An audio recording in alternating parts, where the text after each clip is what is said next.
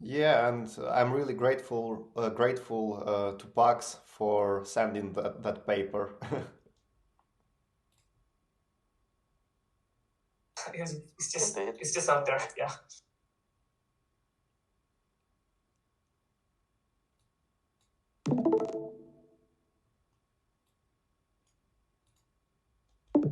So I hope you are able to see my screen now, and I hope that call is recording. Yeah, it seems so. I can see your screen. Yeah, great, great. Whew, so basically today we will talk about uh, like let's take a look at the contents here, right? So we will talk about manifolds, scalar and vector fields on those, the really important question about the orientation, um, and also we will talk about differential forms. At first, And other people. yeah, what was the question? Yeah, I was just telling that I couldn't hear you. I'm sure if it's on my side. Uh-huh, uh-huh. Yeah, and do you hear me now? Yes, now it's Okay, okay. okay. So we'll talk about closed forms and non-closed forms, about integration there, and also some other operations with scalars, vectors, and forms. And basically, it will be the internal contraction. Okay, so yeah, this article starts like with the like theme actuality and importance, that kind of all of those stuff is really important in physics and why. So we will skip it that for now and just take a look at the manifold section. And basically on those two figures here, like figure 1 and figure 2, we can see what does it mean to be a manifold. And here author says that we should be able to zoom in into a surface uh, and to see it becoming flatter as with that patch of a sphere. And in the case if you will have some kind of a corner as on the figure 2 here, then we will not consider those surfaces as manifolds because those like singularities, like those corners, they will not change after you zoom in, so they will not become flatter anyway. Yeah, and today I will try to go only like or mainly through the article using the pictures inside, so I will not be addressing the text too much. And I hope you will be able to read after, or maybe you already understand what I'm talking about. So just follow the article later, I mean, in the text terms. Uh, okay, so here on the figure 3 we have like the examples of different dimensional manifolds. So like zero-dimensional manifolds is just a point, and one-dimensional manifold is a curve, and two-dimensional manifold is a surface, and three-dimensional is a volume. And those curvy boundaries here, they are not boundaries. So basically it means that this surface is unbounded probably. And we will understand that better from the next pictures where we will talk about the boundaries actually. So, and some submanifolds. So for a general manifold, we could have some submanifolds inside. So basically some kind of the subsurfaces there. And for those, we will be able to define the boundary, the notion of the boundary. Let's take a look on the pictures. So here on the figure 4, it's kind of really big one. You can see at the 4A here that we have one-dimensional manifold, just a curve or line here, right? And we have an interval on the curve, that green one, and it is a sub-manifold of the curve, and those blue points are just boundaries of that interval. Um, yeah, on picture B we have similar situation, and we have a green submanifold and blue is its boundary. But in that case, that submanifold is not compact. So basically, it has like infinite size where those curve boundaries, like no non-black ones, are. So basically, it's not bounded, and therefore it is not compact. And on the figure C, we have an example of the compact submanifold with boundary, and it's a disk in tight two-dimensional plane, and boundary of the disk is that blue circle here. Yeah, on D we have a plane as a submanifold of the 3D space, 3D cube here, with the blue boundary as a line inside. And it's also non-compact submanifold because it will be infinite in height and width there. Yeah, and at the bottom pictures we have like more dimensional submanifolds, like two-dimensional plane here in a box, two-dimensional sphere in 3 dimensions, and two-dimensional torus. And if we'll think about those as like solids, then the boundaries will be just sphere here and like tori here, for example, like I mean the hollow ones without any filling inside. Yeah, in figure 5 we have some pathological examples which are not submanifolds. One on the picture A is a self-intersecting curve, and B a curve approaching itself. And as it was said in that article, we will not consider those in this article, so we just kind of close our eyes and not paying attention to those cases in this article. Do you have any idea why they are called pathological? Because for any reason? Yeah, because of self-intersection basically here and here. So I think that it's kind of hard to kind of work with the situation at those intersection or limiting points, like approaching points here or here. So, and because of those things, like because of those kind of strange points, you will need to kind of have other tools to work with those submanifolds. So it's much easier to work with submanifolds without self-intersection. I was thinking, I have heard this term only in like psychology or. So sometimes you'll see it in math, and people will say, like, they'll say a pathological example, and it's just they mean kind of like an extreme example that's almost specifically built to violate the rule. That's it. Exactly that. Yes. That's exactly what that means. All right. I think it comes in, like, usually when you're talking about these structures, they're specifically built so that they follow some rules. And then you bring in another structure that breaks the rules, and then you build something more complicated. So, yeah, that's the thing. So we're dealing with something that's rather limited in a sense that we can understand it in this paper, at least. Yeah. So, but a question from me to you, like, what rules are those breaking? Are those breaking? I mean, those examples, they're breaking some rules. What are those rules? I'm not very sure about B because it's a manifold, but it has a direction, technically speaking, and that really confused me. I'm still not over it.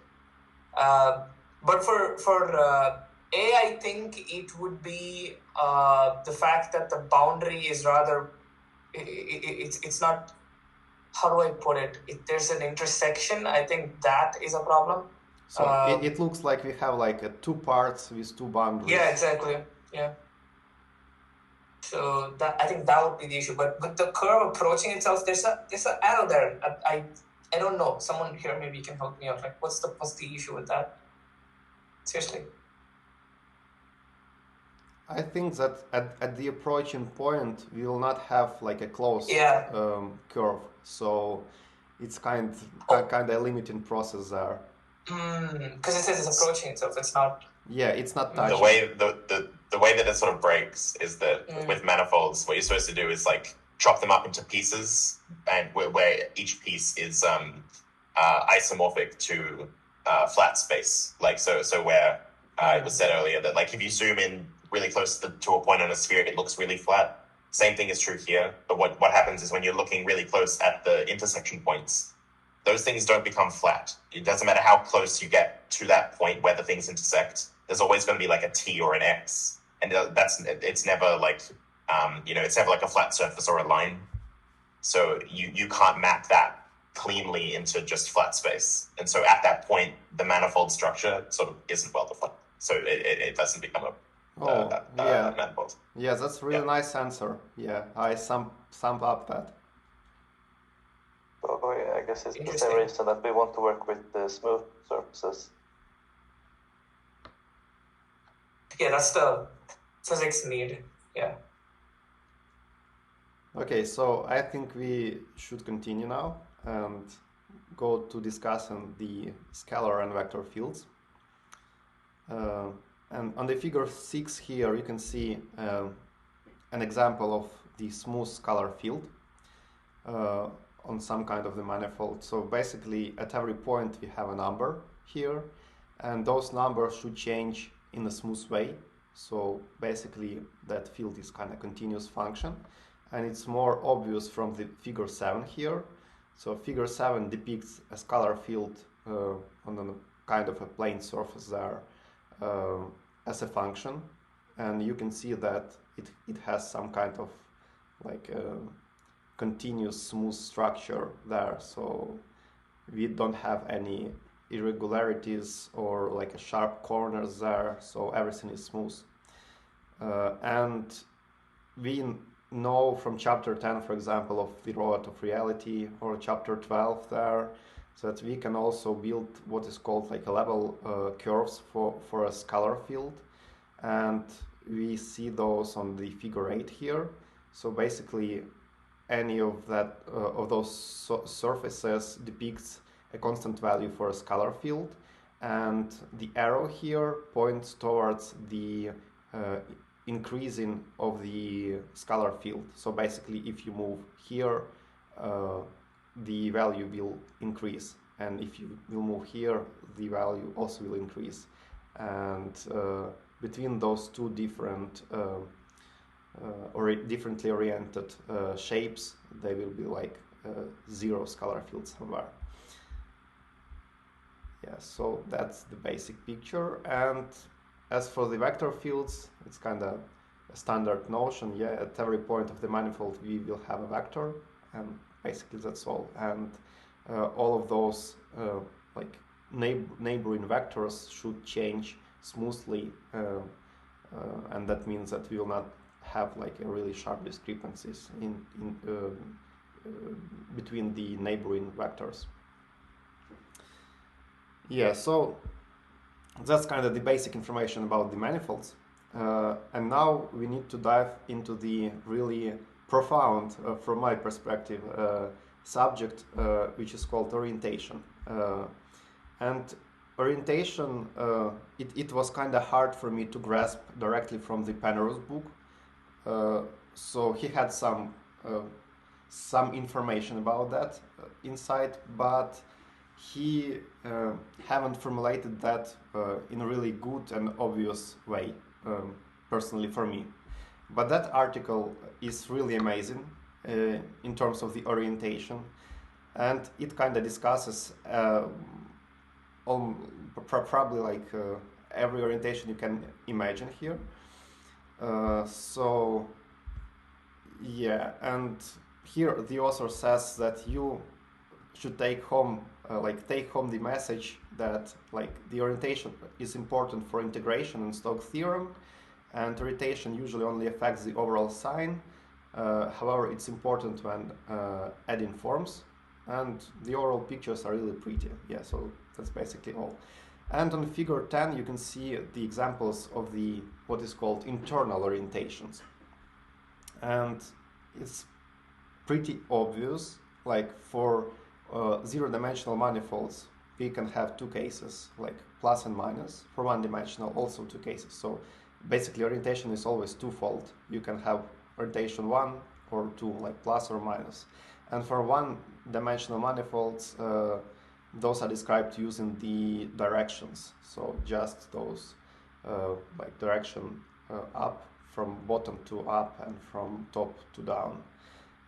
And for two-dimensional manifolds, you will have like counterclockwise and clockwise orientations. And for three-dimensional, you will have those spiraling things. So basically, you will have or like right-handed spiral or left-handed spiral. And actually, this article is the first place where I have discovered those pictures for these three-dimensional orientations.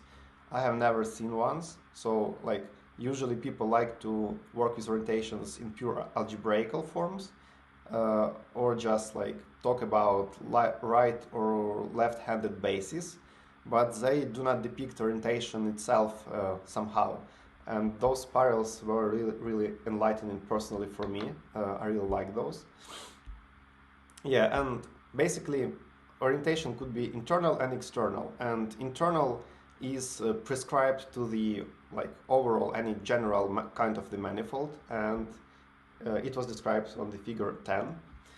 And if we'll go further, just need to take a look 1 moment. Yeah, so basically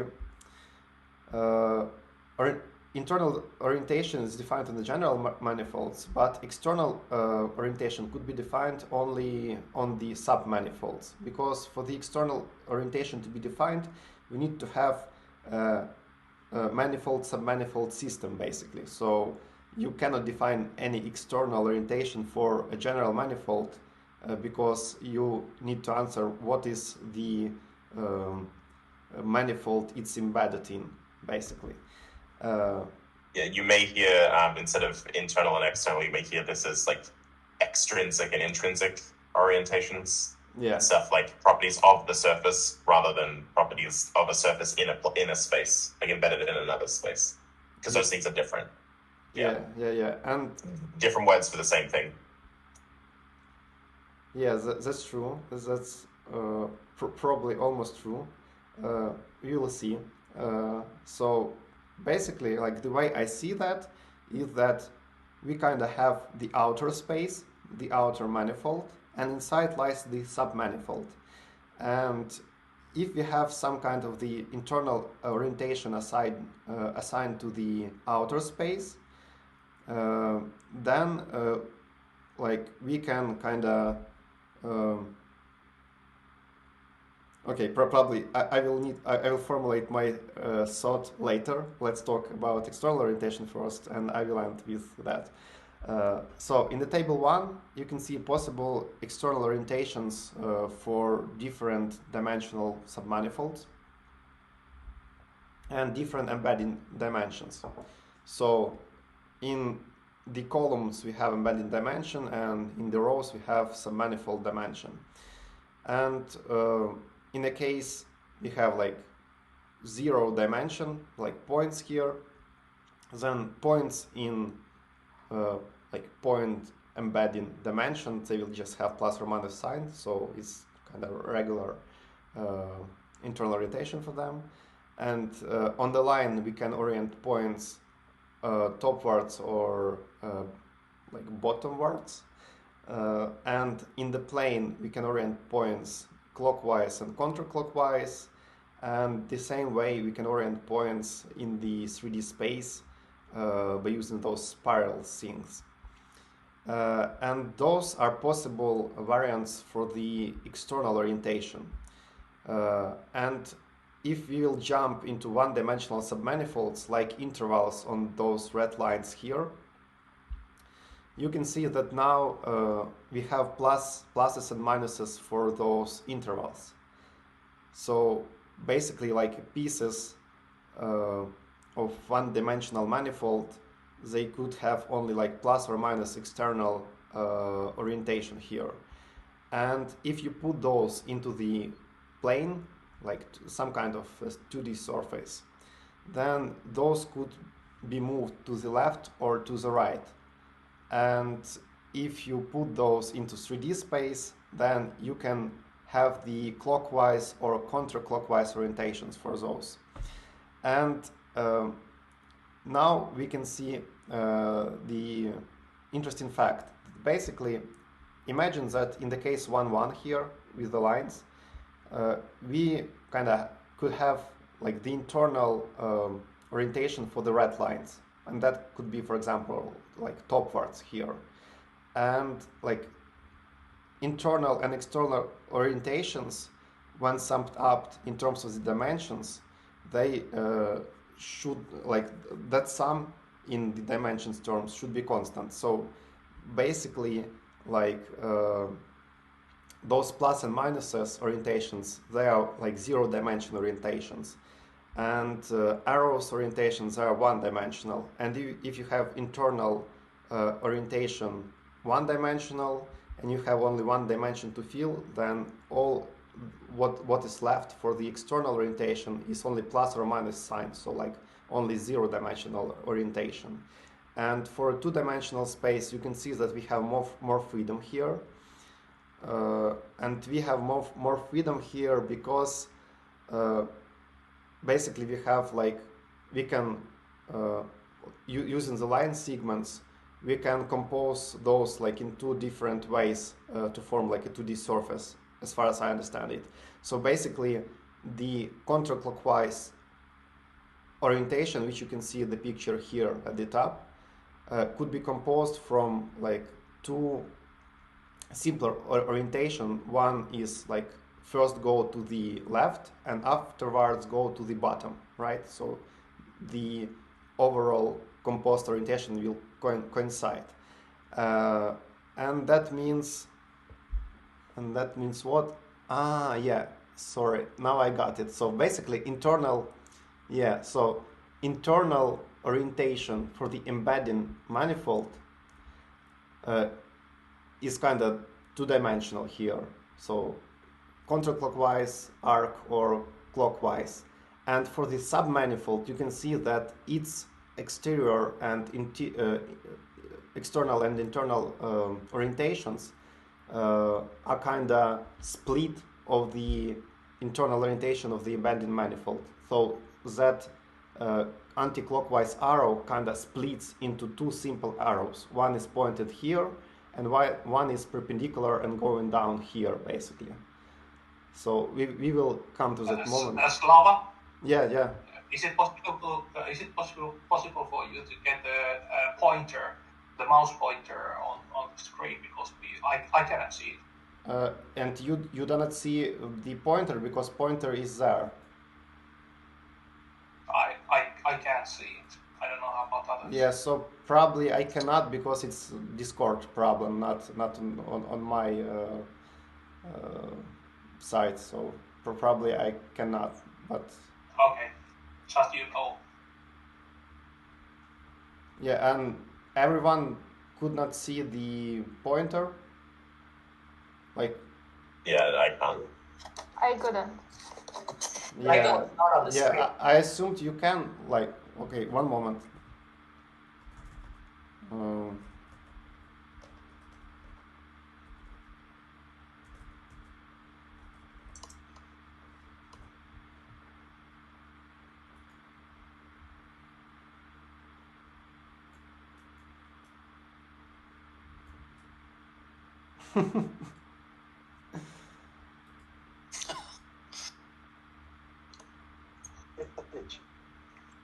Yeah, so It may be that you chose to share a window rather than your desktop, like than the whole screen. Let's try. One moment.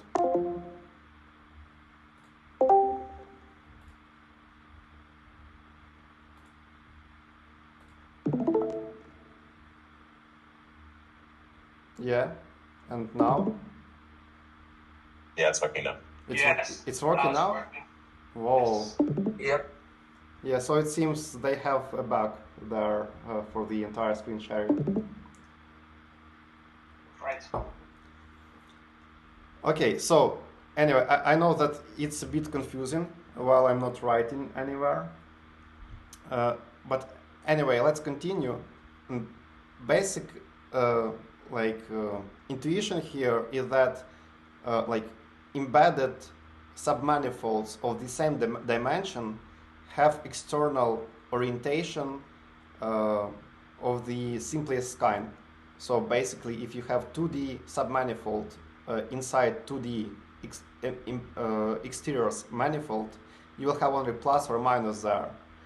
And if you kind of can move that in the, like you have one more dimension to move it, you will be able to assign the arrow here. For example, like for two-dimensional blobs in 3D space. Yeah, so that table kind of summarizes that process of assigning external orientations.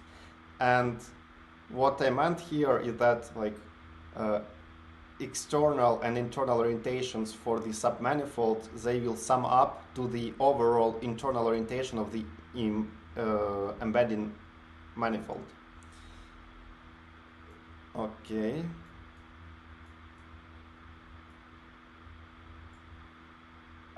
Can I ask one thing? Yeah, of course. Yes, related to the table 1 and the third row there, or the third dimension. There's a spiral, but on a spiral there is no orientation. Like the arrows are on the other pictures, but on spiral there are no arrows.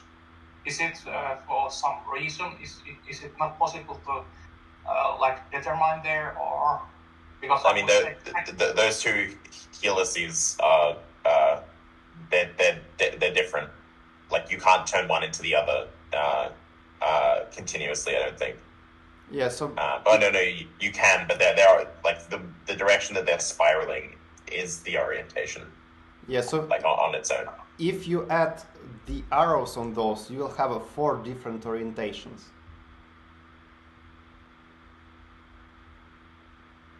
What do you mean? What is it for then? I mean that non-arrowed helices, they are like there are 2 kinds of the non-arrowed helices, like the left-handed one and right-handed one, and you can see both on the picture here.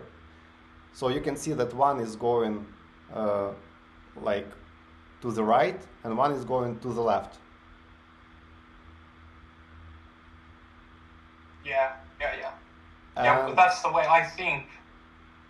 Yeah, but there's no visual arrow like showing that you are going that direction. Okay. Because you will show other direction also. I will show you other example. So let's go further, and I think you will understand that from the other examples. Oh, okay. So, for example, here on figure 12, you can see that you can form a more complex orientation from a more simpler ones.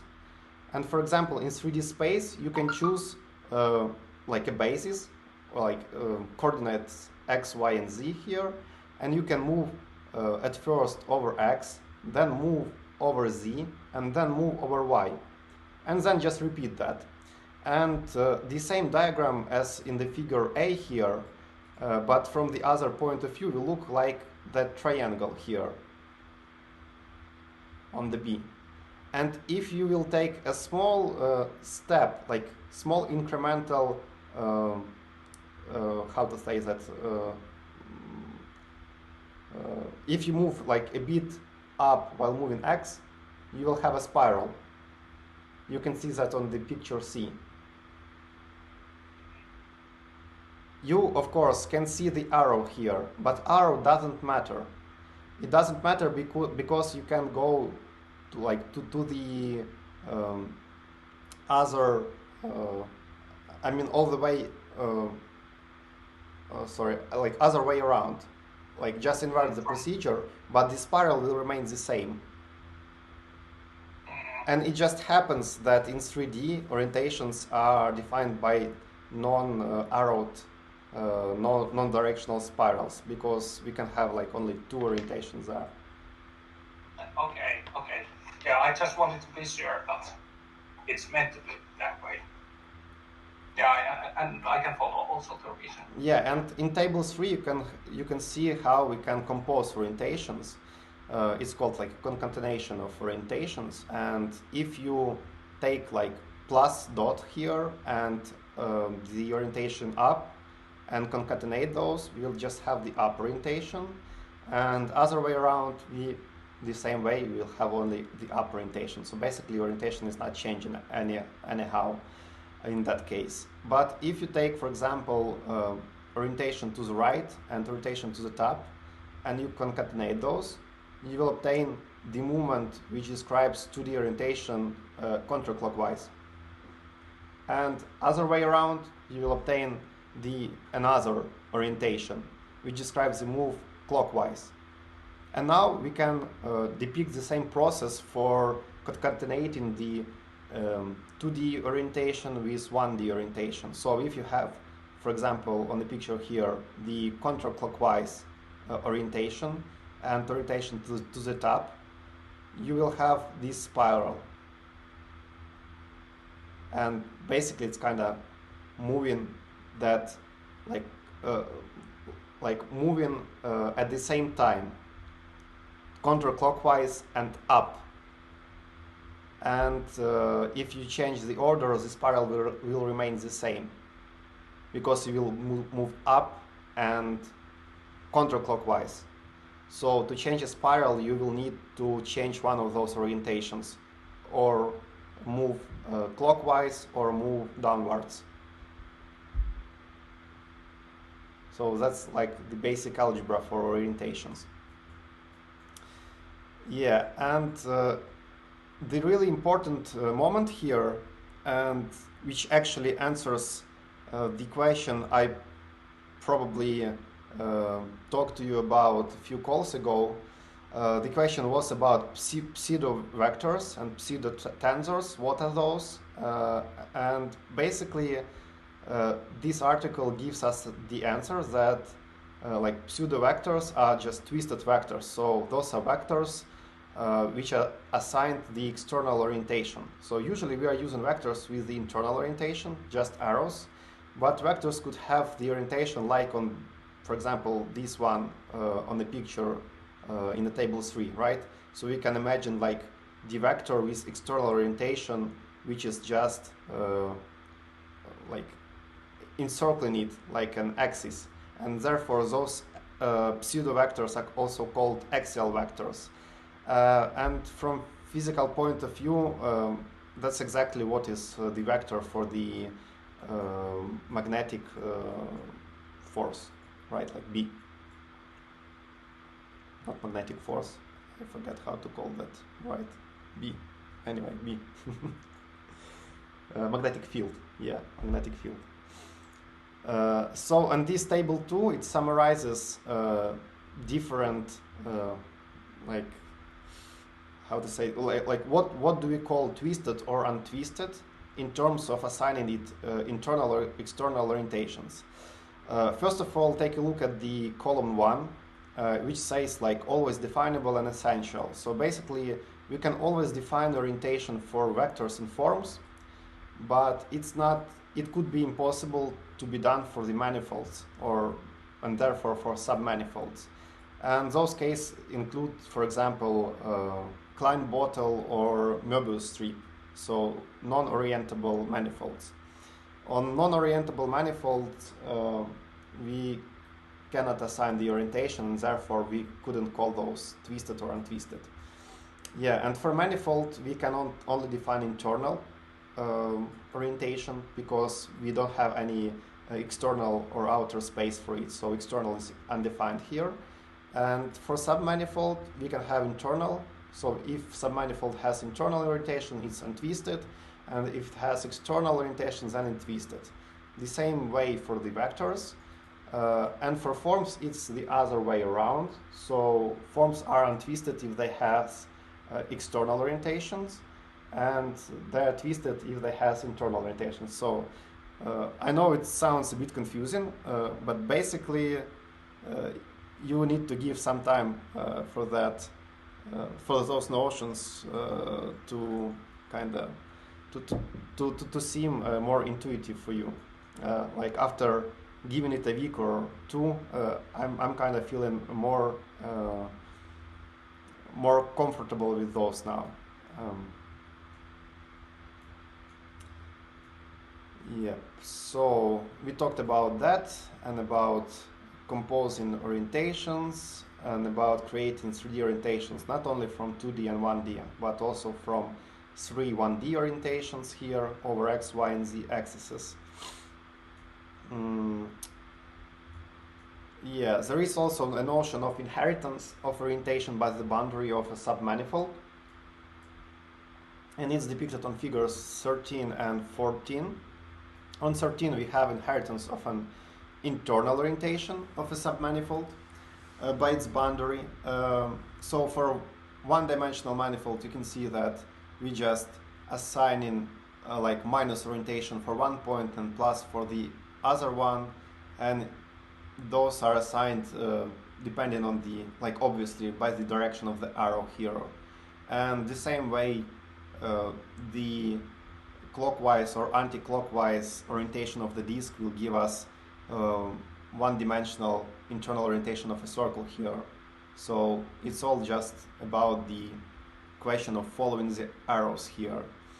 And in the same way, like the boundary of the ball here, a sphere, will inherit the internal orientation from 3D space, from that helix here, and it will conform with the like part of the helix. So we are going to the right here, and therefore we have the direction here to the right. The case with the external orientations is a bit difficult to follow, because now we need to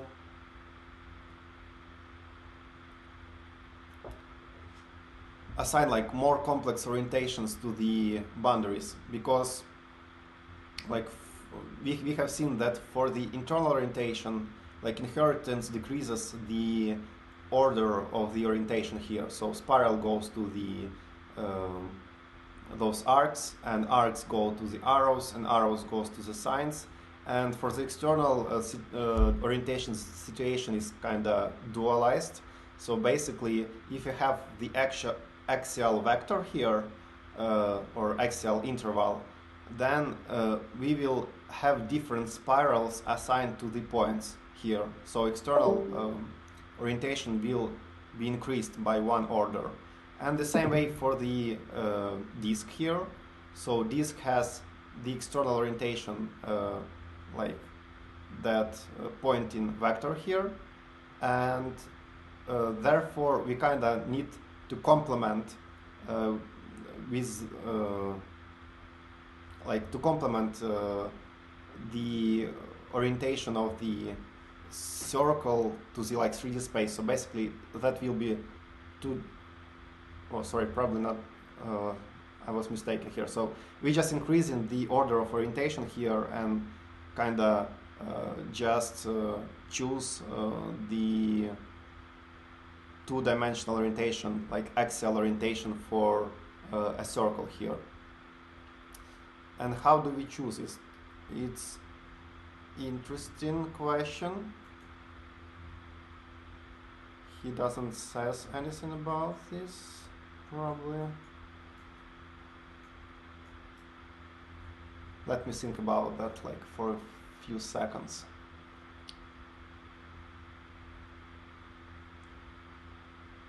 Yeah, so it seems to me that this question is about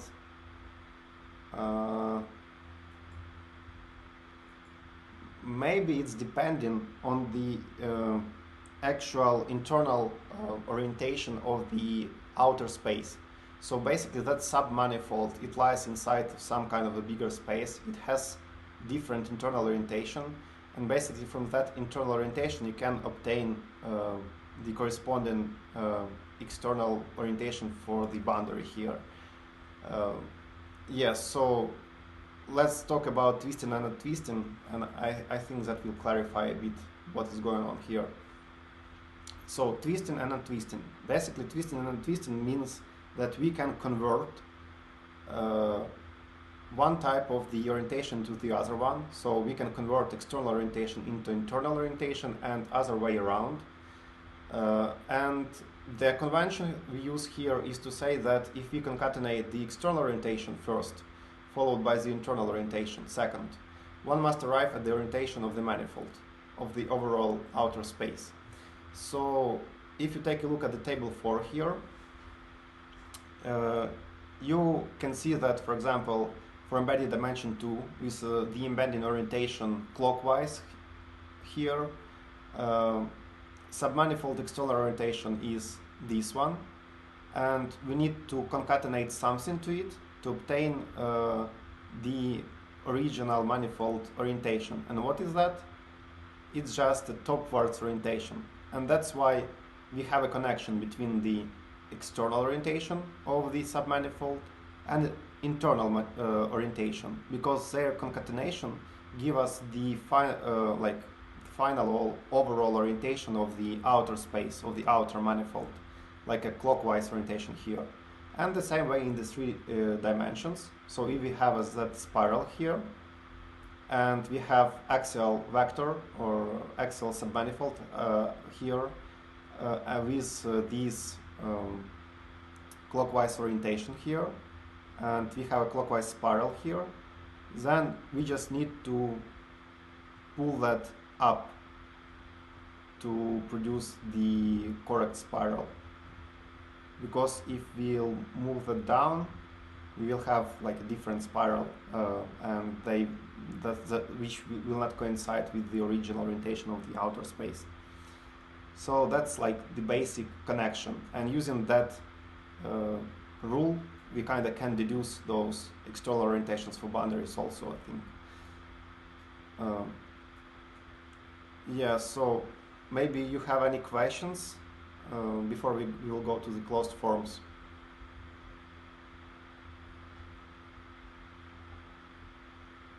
So is the orientation somehow related to the chirality in physics? Yeah, totally. I think that is a chirality, actually.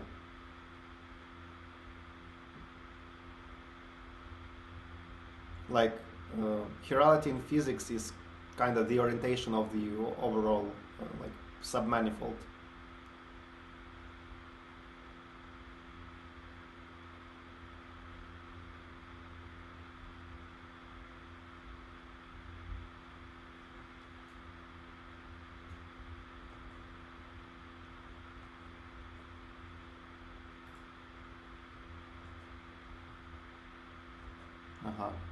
Okay.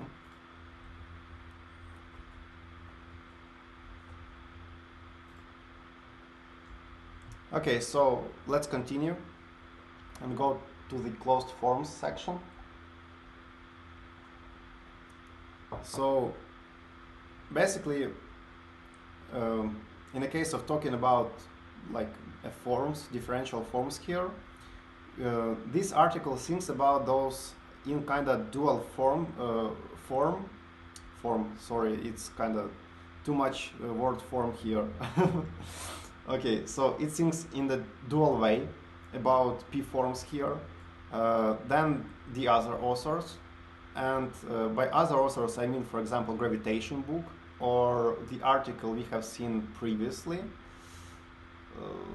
Yeah, here it is. So basically here, I just want to show you the pictures. So you remember we have seen this article in which like one forms are sheets, those 2D surfaces, and two forms, they're kind of intersection of those, and they will form tubes. So those tubes are two forms, and three forms are those like small volumes. And this new article which we are talking about today is thinking about those forms in a bit different way, and that's actually connected with how do we wedge those. So in the older article here, while using the wedge product, we kind of took how to say that, like the OR operation basically. And by the OR operation, I mean that we kind of preserved the overall sheet structure. So if you have like vertical planes and horizontal planes, they will form those tubes. But we can also take the AND operation, and instead of gluing those, we can intersect those. And by intersection, those two forms will collapse into these like lines. So they are intersecting in the lines only, and we will not have those how to say that, we will not have those sides. So tubes will become lines, and volumes will become points, basically. And therefore, like the overall dimension of the forms will be inversed. So like n form will be points, and n-1 form will be lines, and n-2 form will be planes, n-3 will be volumes, etc., etc. And we will see that approach in this article. Why it is done so? I have really a simple answer for you here. It's because if you will not do that, you will not be able to obtain the nice geometrical pictures. And by doing that, Jonathan Gratus, the author of the paper, he is able to depict, for example, exterior derivative at the boundary operation, and do different, like I mean, just he can kind of depict more of the mathematical objects available in the exterior calculus on the paper, basically. So that approach is more rich in its visualization terms, basically. So let's take a look at the pictures, and here you can see a S3 form or N form on the N manifold, and N manifold, like that means that that form is just a bunch of points, and you can see that the same form could be depicted differently in terms of the density. So if it's low density, every point has a bigger magnitude, and if it's higher density, we need to reduce the value for every point. And that's actually what it means for the forms to be densities, actually, because while integrating, we kind of will be able to go into that limiting process and have convergent integral, for example. So that's the N form or 3 form in 3D space. Yeah, and for like 2 forms in 3D space, we have 2 variants, like twisted and untwisted forms. And untwisted form is a form with exterior orientation, and that means that we will not have the direction here. So twisted form looks like that, looks like directed lines here on figure 17. And untwisted is like actual oriented lines. Yeah, and on figure 18 we have untwisted 1 form on 3-dimensional manifold.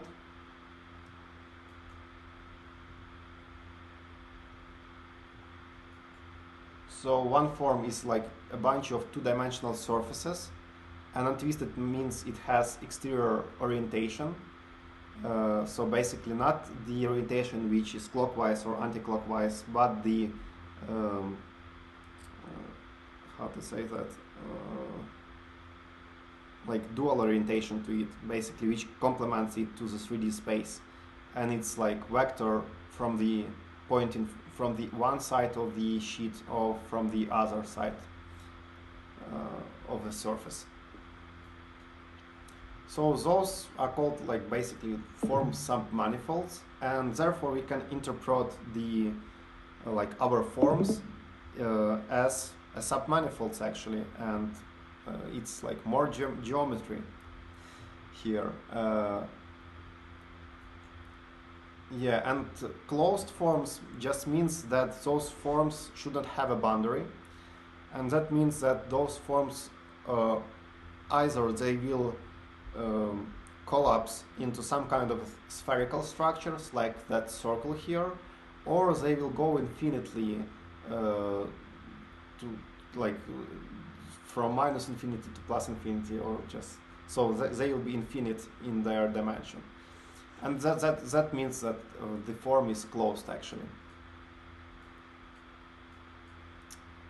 Yeah, and the next page, like page 13 here, is really important one, but unfortunately author made a lot of mistakes here. Probably the most of the mistakes of that article are concentrated on page 13 here. Yeah, like unfortunate number. So yeah, and basically they are here, so he kinda confuses. I think he was confused with internal orientation and twisting, so he kind of missed, for example, there should be like external orientation here and internal there, but anyway, like by tracking like everything before that is right, so by assuming that you can kind of consult table 2 with orientations and therefore find out the errors here.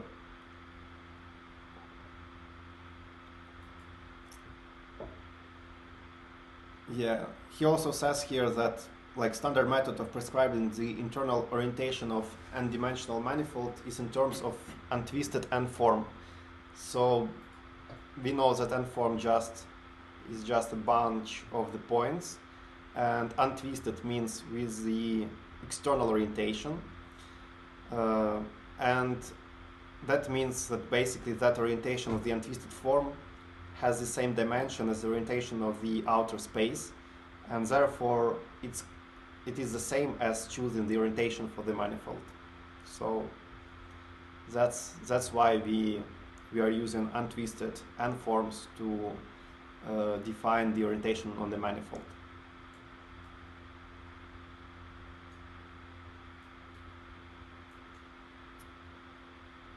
Yeah, also really interesting moment here is that non-vanishing twisted top form, which we have seen on the figure, I don't remember the right figure 15, right? This form, it defines the measure on the manifold. Yeah, but with only plus dots here. So if it contains only plus dots, it's called the measure, and that will be useful for integrating scalar fields and for converting between vector fields and n-1 forms.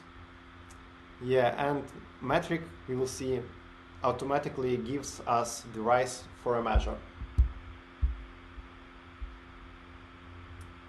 Yeah, and actually here author describes like the density property of the forms and talks about that as with vector fields there is really a dot at each point of the manifold. Therefore the density of dots is actually infinite.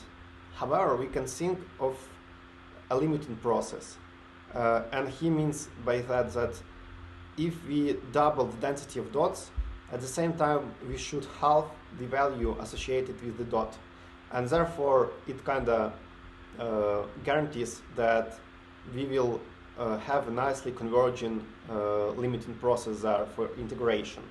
And if we will compare this to the scalar field, the value at each point remains the same and constant during the limiting process. So while kind of zooming into the scalar field, you will not have that density thin, and therefore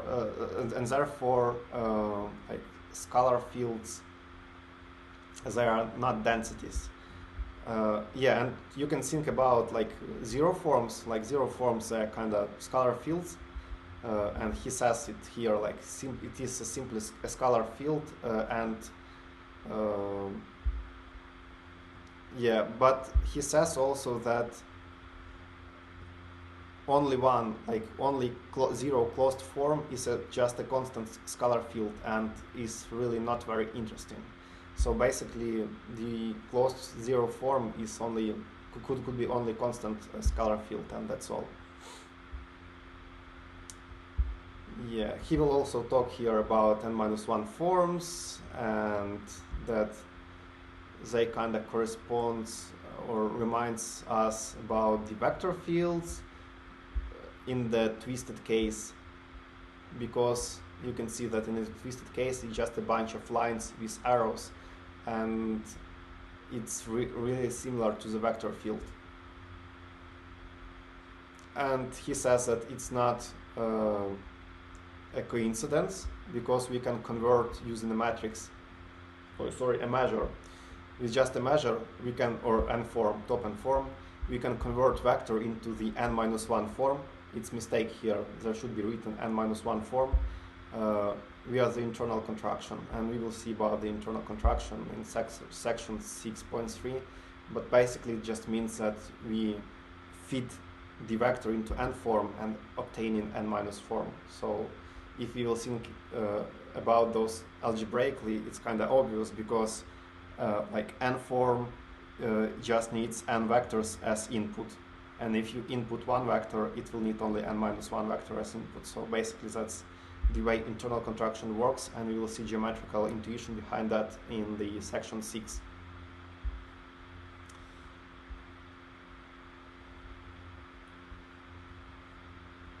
I have a question here. Yeah, please. It's about the measure. So it is said that only plus dots are called a measure. Why not if there are only minus dots? What makes special in this case? If it's plus dots. Yeah, I'm kind of don't remember exactly about the measure theory, but basically measures are positive, and that's all. So it's kind of a convention. Okay, it's only a convention because yeah. So it's basically just a convention here. So we kind of can just if you have only minus dots, you can convert that to form to the plus dots and just call that measure. So I think it's just a convention that we should obtain like a positive measures, and that's all. Right. So basically, like by having n form, you can have different values there, as on the picture above. So you could have those red and blue ones, like minuses and pluses, and you can integrate over it. It's not a problem. You kind of just fill up the volume, count the points which are inside the volume, and just add those or subtract those, and you will obtain like minus or plus integral. So it's kind of seems to me it's okay to call that thing a measure also, but probably in mathematics measures are only positive ones, and basically more general name for the general measure is just a top form, and that's all.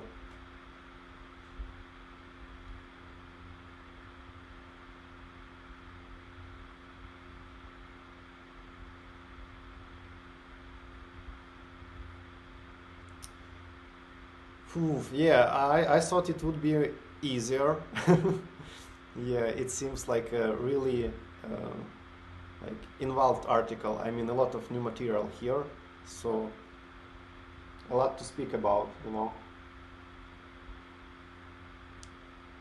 So maybe more questions, and I will have some rest while we are talking together.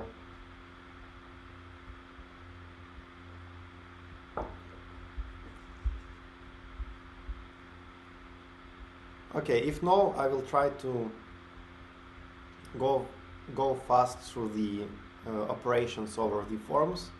So on figure 19 here we have the addition, and addition of two forms, like red one and blue one here.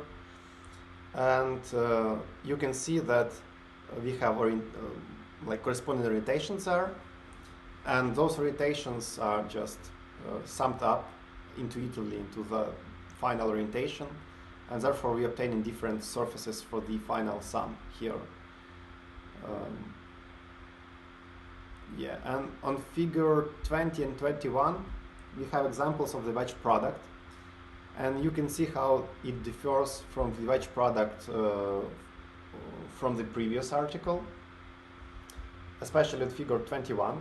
And 21 is pretty obvious because previously we were not intersecting, we were letting all those surfaces to stay after the wedge product, so we were using the union, and therefore we were obtaining tubes and cubes, and in the case of the intersection we will obtain those green lines, as you can see on the figure 21 here, and we can kind of wedge only samely twisted forms, like untwisted forms together or two twisted forms together. Yeah, and here we are wedging two untwisted one forms, and we are obtaining one untwisted two form here, depicted green. And to calculate its orientation, we need to concatenate orientations of the corresponding forms. So if you wedge product blue and then red, it will go anti-clockwise, and otherwise the orientation will be flipped because you will concatenate those in different order, and you will obtain anti-clockwise orientation, final orientation for the two form. And that's kind of corresponds for the wedge product, right? Like this basic anti-commutativity of the wedge product. Yeah, and above we have an example of wedging untwisted one form blue and twisted two form, with untwisted two form red to give us untwisted three form green. And because of intersection, the three form will be just the dots, and you can see that dots will have that spiral orientation, which is obtained by concatenating that arrow with the clockwise circle here.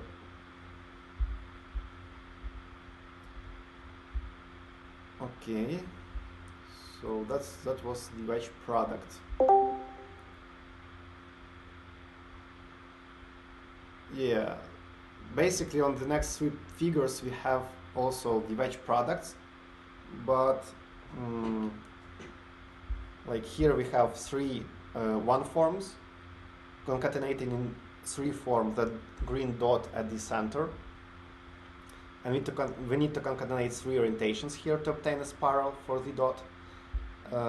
And on the next two pictures we have like more involved examples, because here we are wedging twisted one forms, but basically to wedge those we just need to untwist those at first. So using the orientation of the outer space we are untwisting those, obtaining two similar like exterior orientations, just the arrows as on the figure 22 for those two, blue and red, on the figure 23.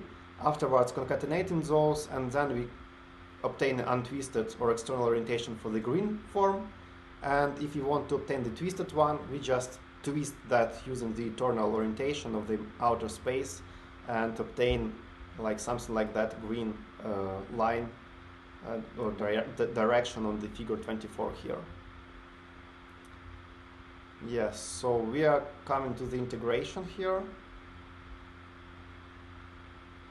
Yeah, and I feel that I need a break, so let's have a break, probably like 5 minutes, because I'm kind of tired to speak.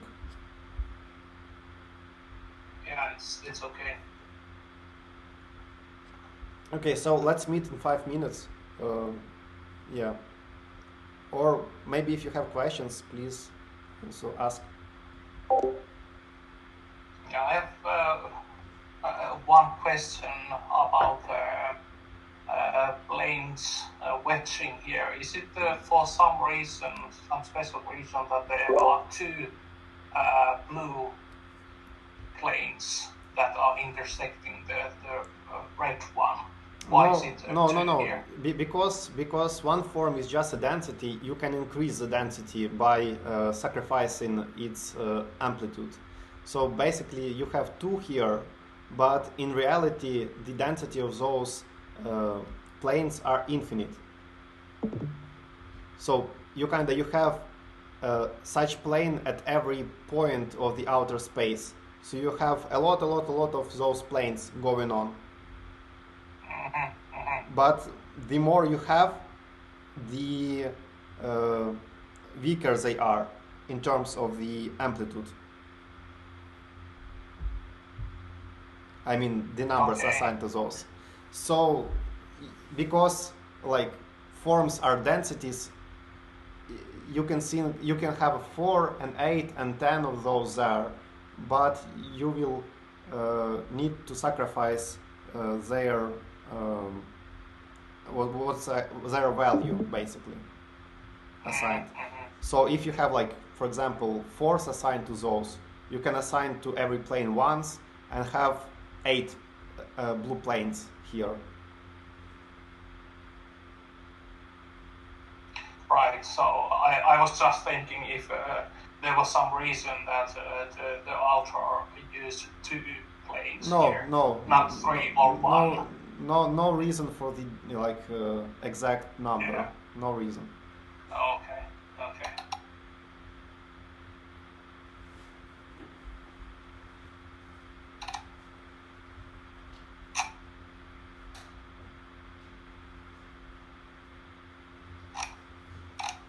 Yes, so I'm back. Everyone is there? Yes, I'm here. Here as well. Oh, I see that Chris joined. Hi, Chris. Hi, yeah, sorry, I was a bit late. Yeah, how are you? When you have joined us? Well, I actually joined almost right away, but then I had to take a phone call, so I missed the first maybe 15 minutes. Oh, great. So you have heard about the wedge product, right? So it seems to me that's the key to connect your way of thinking with that way of thinking. Like, interpret the wedge product as the intersection instead of the union. Yeah, I guess I've been thinking of it as the union, and you were thinking of it as the intersection, but I guess either way works. Yeah. So it kind of reminds me about the Boolean algebra, something like that, like De Morgan rules.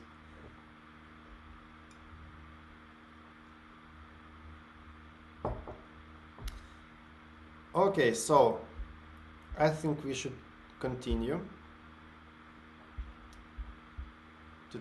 So the next theme is integration. Yep. And what author states here is that we can only integrate twisted top forms on n-dimensional manifold.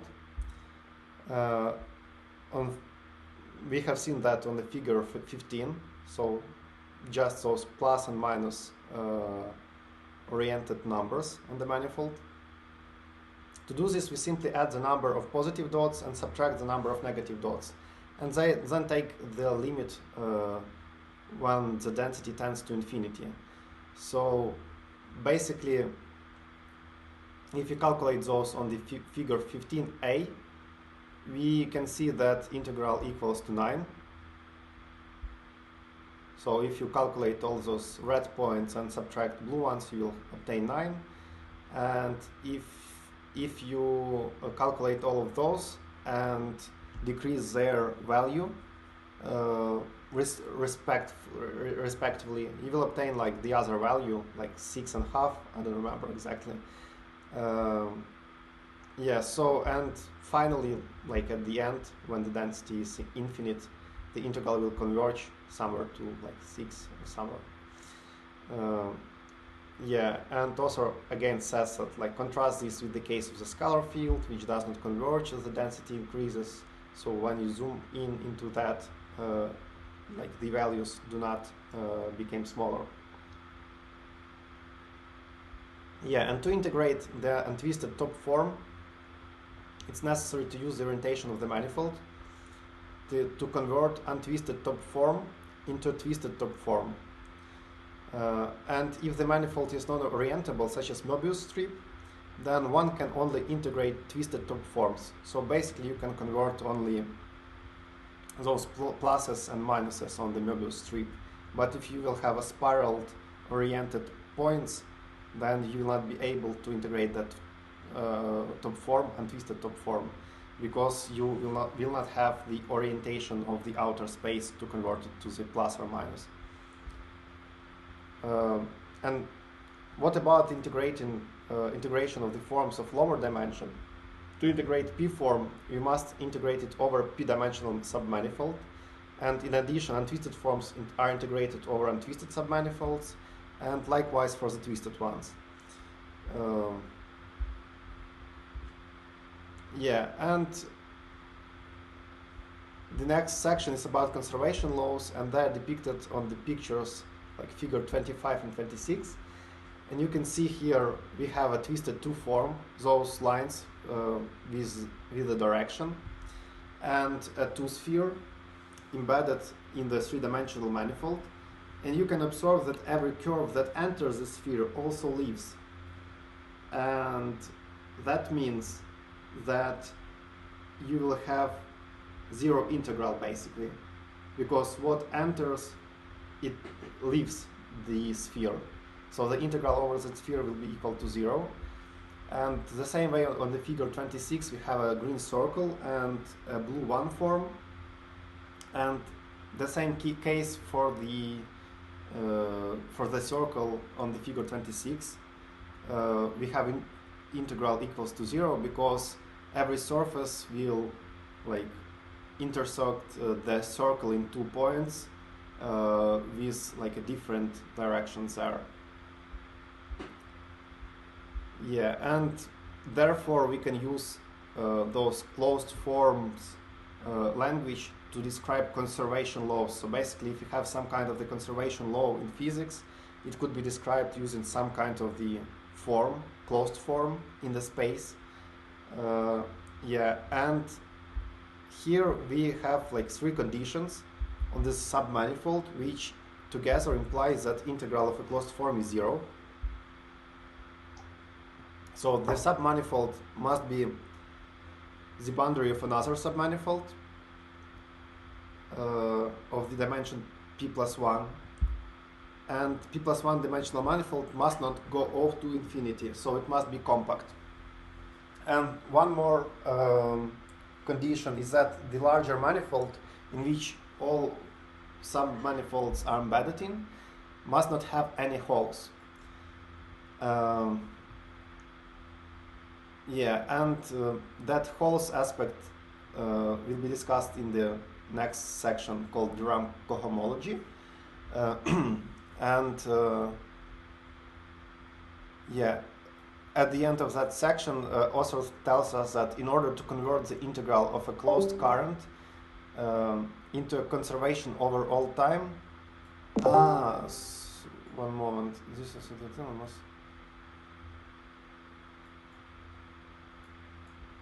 Yeah. So here he also has one more conservation law on the figure 27. It's done in the 4-dimensional space, so you can see like 3 space dimensions in one time here, and you can see that cylinder. So basically it's just like a space slice and with a time slice. And conservation law here tells us that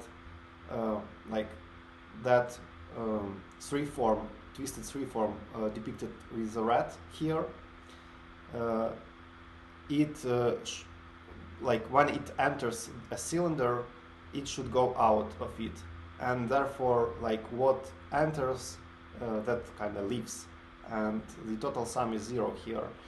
And if you want it to be conservation law like over all space probably, or overall time, yeah, you need to expand the curved surface of cylinder into infinity. So basically it's done on the figure 28 here, and cylinder, like the walls of cylinder goes to infinity, and also like the caps also go probably, as far as I understand, but maybe no, caps are there. So caps are those blue sheets on the figure, and basically here the conservation law is depicted using like that at the every time slice, at the every blue sheet we have here, we have, as you can see, the same number of intersecting points of the current. So we have like 2 points at the top sheet and 2 points at the bottom. And if you take a look at the point B, the non-conserved field will escape to infinity somewhere, and therefore you will lose that third point on the top final time slice, and therefore that field will not be conserved. So it's basically like two more pictures of more interesting cases, like field conservation. Yeah, and here we come to the Durham Co Homology, and basically it's about the holes in the space. And it's connected with holes because if you have a hole in the exterior space, our like outer manifold, then the integral could be non-zero, and it is depicted on the pictures below, like the analysis we have here. Like for a circle, a blue circle here, we have zero integral for this red form here, because you can see that it intersects it into like in 2 points everywhere, and those 2 points will be oriented differently, and therefore they will negate each other. So integral will be zero for that blue circle. But for green circle, if we have that annulus, we will have non-zero integral, because the same form will only enter and will not leave the green circle. And that's why holes are really important, and that means that by using integration and calculating integrals over some kind of like sub-manifolds, we can find holes. We can find holes in the topological geometrical structures like annulus here, or we have one more example with a torus at the bottom. Yeah, so Durham Co Homology is basically the apparatus, or how to say that, probably is a way to use like this exterior calculus and integration to find out the topological structure of the space using integrals. So it's basically, that's it.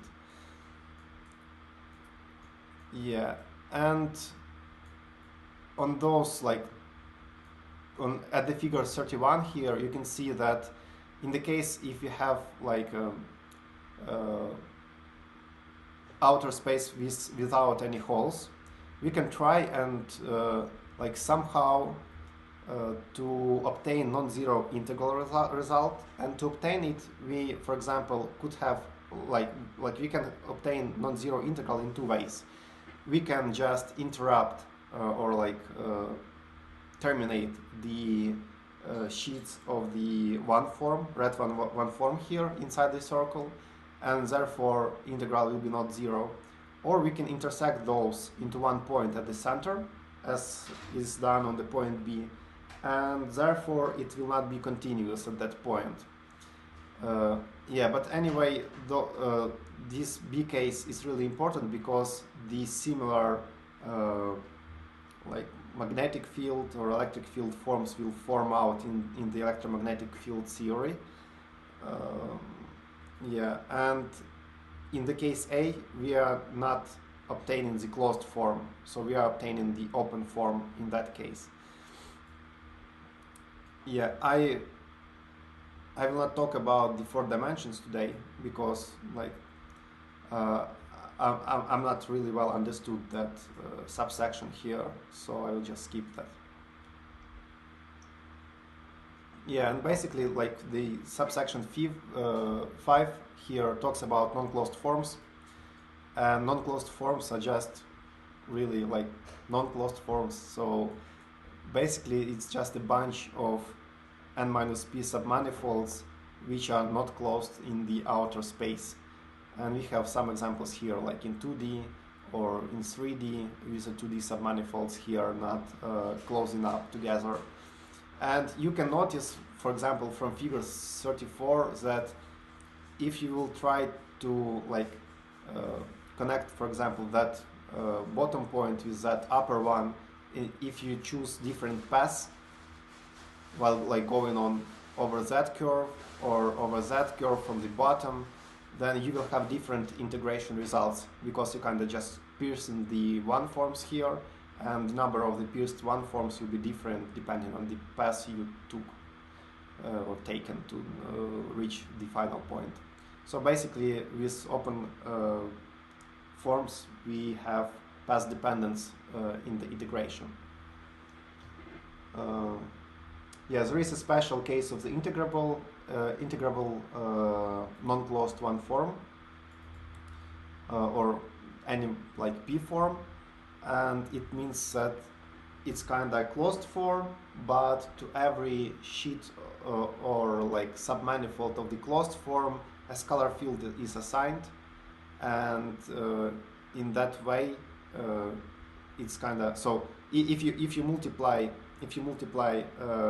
any closed form by non-constant scalar field, it will become open, and therefore those like closed forms with associated scalar fields, which could be non-constant ones, they're kind of a bunch of the actually non-closed forms, but they called integrable because you can take exterior derivative of those, which will be all like those contour lines of the scalar fields here, depicted on the figure 36. Yeah, so, and here we come to the exterior derivative or differential. As we know already, exterior differential takes P form and gives you P plus 1 form. And geometrically, one may think of this as taking the boundary of the form sub-manifolds, as given on the figures above. We have seen those like blue boundaries, right? So, like exterior derivative of a scalar field is simply one form submanifolds corresponding to the contours. Yeah, and so basically exterior derivation is just about taking the boundaries, and that's all. That's it from the geometrical point of view. And now we can depict integration and Stokes theorem for non-closed forms. Just take a look at the picture 37 here.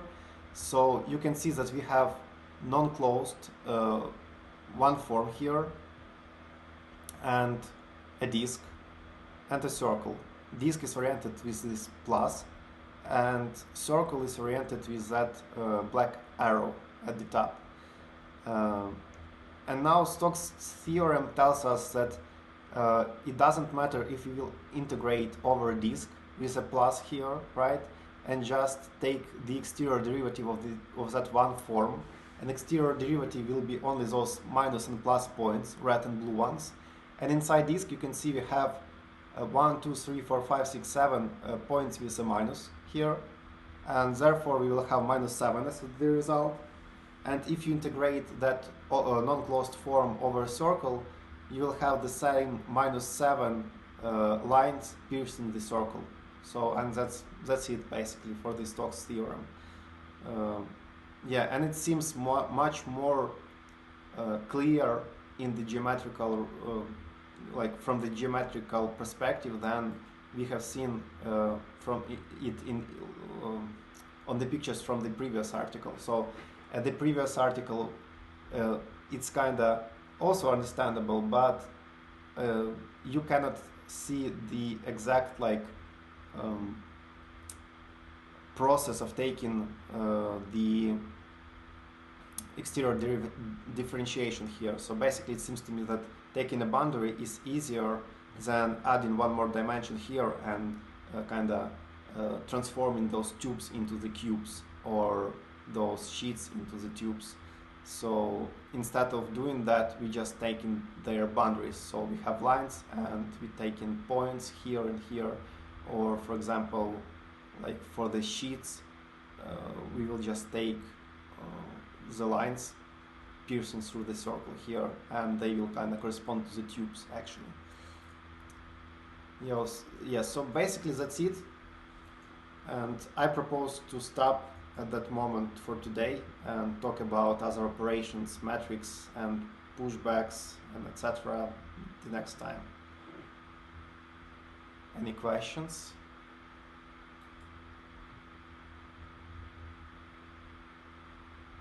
Thank you so much. Yeah, welcome. Yeah.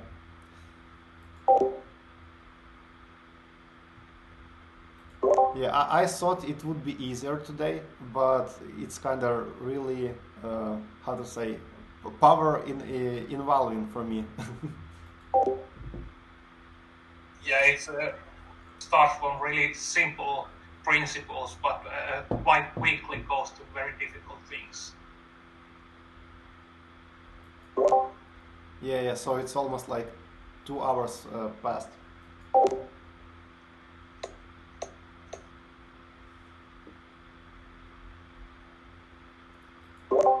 Okay, so for the next time, I propose to finish that article and just talk a little bit more, maybe about the.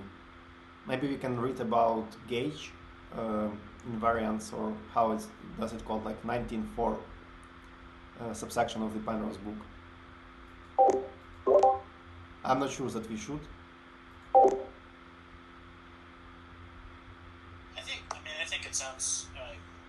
Maybe we don't probably finish gauge invariance, but I think it sounds like a good plan of finish this paper and then maybe start talking about gauge invariance. Yeah, I think that's a good idea. Let's try it for the next time, because I think like the next subsection of the article, they are pretty small ones actually, except for the magnetic field. So we have reviewed like 2/3 of the article today, 2/3, and only 1/3 will be left for the next time. So I think that's a nice idea to read a little bit more of the Penrose's book.